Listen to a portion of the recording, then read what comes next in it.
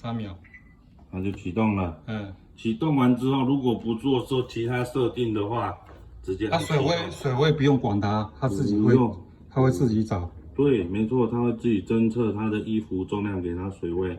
嗯。哦，它一般都会在标准的行程。嗯。哦，如果要洗其他行程的话，电源打开之后，在行程这一栏这边按到你想要洗的行程之外，再按启动。哦。所以你平常一般都标准嘛？对，就按行程标准，然后再按启动，就跟旧不的一样。不用按行程，它会自己一般启动会在标准。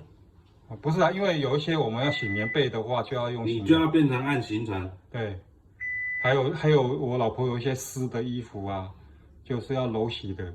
对，它有柔洗吗？高级衣物啊，柔洗啊。哦，高级衣这个是柔洗哈。应该吧，我们不知道。这样的。哦，它高级衣应该是柔洗，然后再按启动它就自己就会那个。对，没错。哦。那如果说我要浸泡的话，加强浸泡的话，就是电源打开，先调浸泡。3秒。标准的浸泡功能啊，然后其他的就是加强。这个只能做这样子。浸泡到完毕以后，就去标准洗嘛。对。哦，看你有说要做什么其他功能，就是从这边。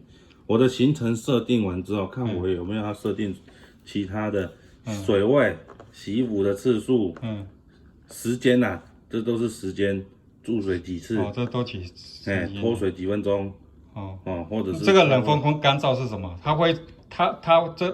我自动它会冷风空干吗？还是都不会？不会，你要按。要按它才会冷风啊。对。它这做什么用途？我们不知道，我也不知道它这个功能到底是怎样。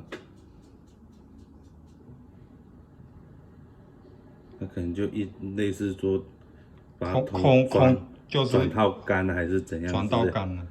应该是就类似让它里面不太会有水分残留还是什么之类的。它详细的这些功能介绍，那说明书里面都有写。哦。它这个保固是多久？3年吧。3年嘛。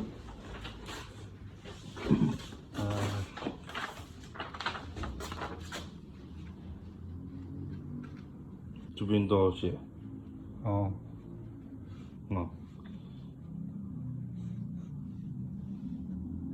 反正就以这一张为准，然后这边就写你们的时间，今天。对。说明书在那边。好。OK。那就这样子。那如果我开起来3秒关它会不去动它会自动关吗？什么东西？电源。再说一次。电源，例如说开起来，对不对？那我不要，我要把它关掉。一样按3秒。好，它自动就关掉。OK， 好，能了解。好吧。